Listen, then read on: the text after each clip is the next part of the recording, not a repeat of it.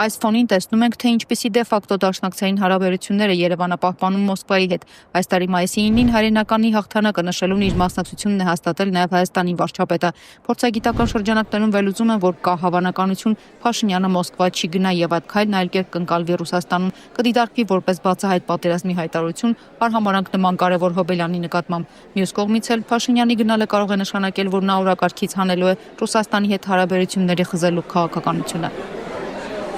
Քանի աթոռի վրա կարող է փորձել նստել Հայաստանի վարչապետը։ Ռուսաստանի հետ հարաբերությունները սառեցնելով Հայաստանը քաղաքական եւ տնտեսական ինքնասպանության կգնա հույսը դնելով, թե մի օր Եվրամիությունն իր գիրկը կբացի Երևանի համար եւ այդ անդամակցությունը կդառնա մեր երկրի համար ամենադիվիդենտաշատն ու ամենահուսալին։ Սակայն զավեշտ Եվրամիության բարձր հանձնակատարը այս օրերին Բաքվում է, իսկ Հայաստանյան օրը Եվրոպայի բարձր ամբիոններից գետ 1 հիշատակում դատապարտում այդպես էլ չլսեցինք։ Բրյուսելն ակտիվորեն աջակցում է Ադրբեջանի եւ Հայաստանի միջև հարաբերությունների ամրապնդմանը, նաև կայունության ապահովմանն ու խաղաղության համաձայնագրի ստորագրմանը հասնելուն։ Ադրբեջանական լրատվամիջոցների հաղորդմամբ այս մասին Բաքվում Ադրբեջանի արտգործնախարար Ceyhun Bayramovի հետ հանդիպումից հետո համատեղասուլիսում հայտարարել է Եվրամիության արտաքին գործերի եւ անվտանգության քաղաքականության հարցերով բարձր ներկայացուցիչ Եվրահանձնաժողովի փոխնախագահ Կայա Կալասը։ Հանդիպման ընթացքում Ceyhun Bayramove կրկնել է կեղծ թեզը, թե Հայաստանի սահմանադրությունը պետք է փոխվի, քանի որ դրանում տարածքային պահանջքը Ադրբեջանի նկատմամբ շեշտելով, որ դա Հայաստանի ու Ադրբեջանի միջև համաձայնեցված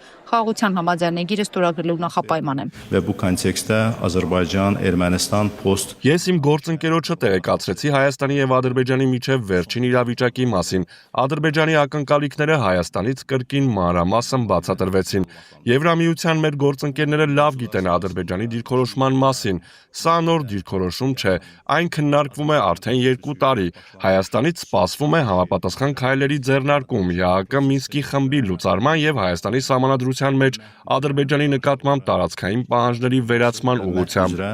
Razılığın əldə edilməsi prosesi barədə məlumat verdim.